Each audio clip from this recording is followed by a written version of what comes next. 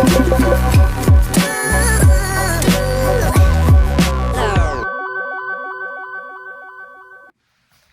everyone, and welcome back to my channel. If you're new here, my name is Kaylin, and today I just wanted to do another video where I talk about 10 things to do instead of spending money. And excuse the weird light, I've been tampering with the blinds trying to get no random bits of light coming through, but it's very bright and the sun is low today, and I feel like this is still the best spot to sit in light wise. So Potatoes joined me. Hopefully he won't bark through the whole video.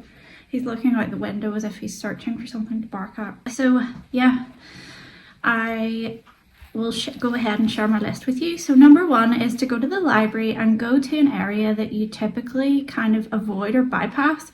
And there are so many books in the library usually that it's hard to get a chance to look at all of them, and I quite often don't make it past the first or second display because they are the recommendations from the librarians, and I always find loads of good stuff there. But whenever I have more time, I also like to look at the classics section and also at the non-fiction, and I have found some really good books there, like cookery books and like how-to books and just like books filled with inspiring tips.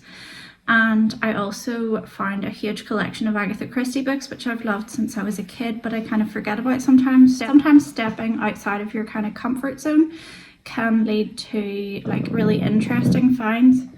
Shh, stop crying, there's nobody there. Right, number two is to try on clothes that you normally would never put together in your own wardrobe. And usually I find myself just kind of lazily reaching for the same pieces that I know pair well together, but if you have some extra time and you're looking for something to do, you can go and make a rule that you're only allowed to try on items together that you never wear together. And I think sometimes items that clash even go really well together, and you might come up with new outfit ideas and start to look at your wardrobe in a different way and use pieces that kind of get ignored more often if you do this. Number three is to make yourself a warming winter drink, and I was inspired by the Simple Things magazine for this because it shared a recipe for a turmeric, what was it called?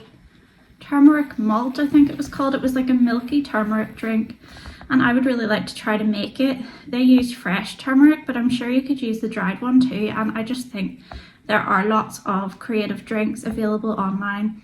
You can find so many recipes for them, and it's just something different to do, and it's nice to have a drink that you have put like time and love into making.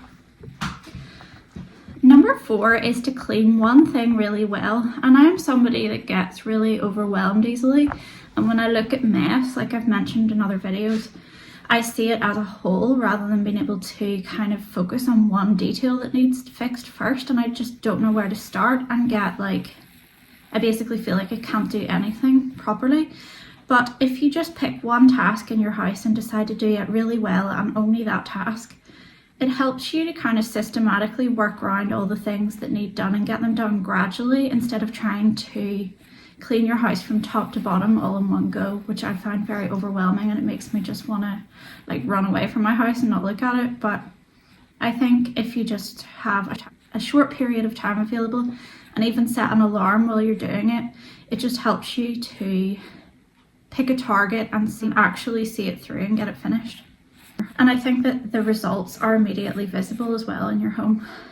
Number five is to write an acrostic poem, and this is something I haven't really done since school, I don't think, even though I like writing poetry.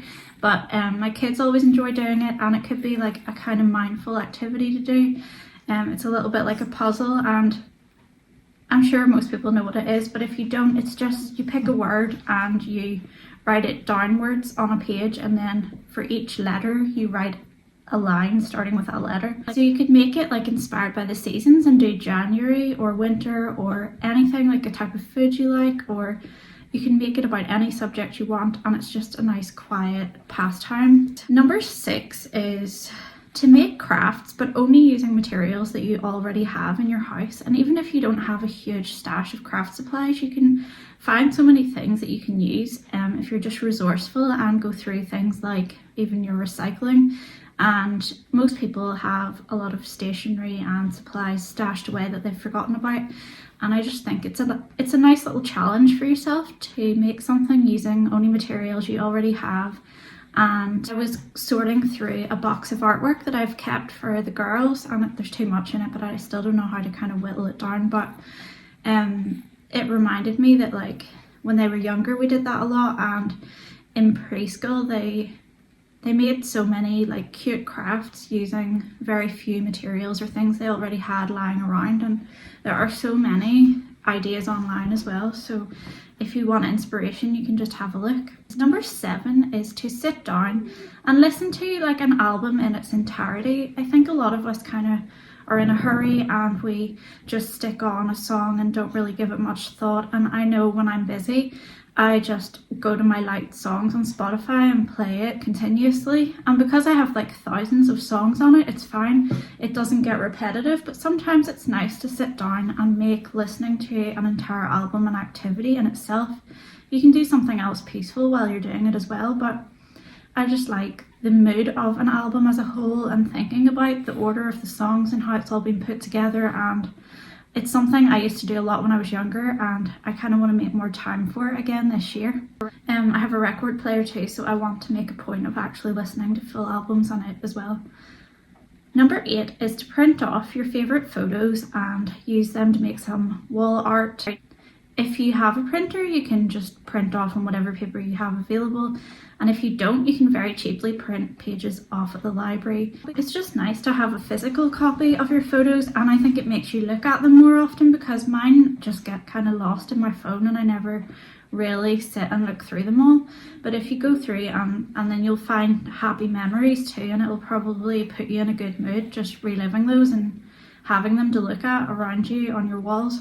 Number 9 is to add documentaries and programs and like films to your watch list on your streaming service, and I really like this activity because it makes you like slow down and think about what you actually are interested in watching, and it's nice to have it saved up for later. Whenever you're like busy, then you can stick something on quickly, and you know it's something that is going to interest you because you've already taken the time to look into what it's about.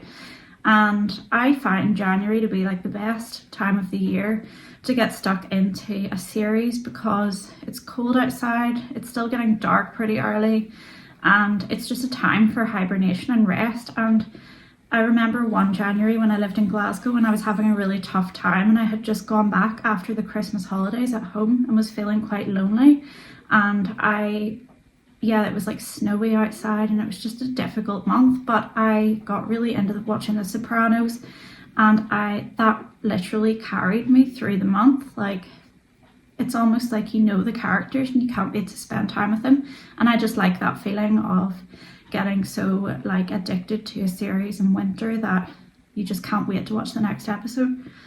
And finally, number 10 is to make something in the kitchen that you normally always just buy at the shop. It could be something like breadsticks, crackers. We've made cheesy biscuits before, which the kids really liked, and they were so easy to make. Even making your own popcorn in a pot, it's satisfying doing that, and it's just nice to feel resourceful and feel like you're able to make those things for yourself and that you don't have to rely on the shops to provide them for you. And I know it's easier to just go to the shop and buy them quickly, but sometimes it feels good to put your time and effort into making them yourself, and I just think homemade things generally taste fresher and better. I hope that this video gives you some ideas of things to do instead of spending money, and thank you for joining me.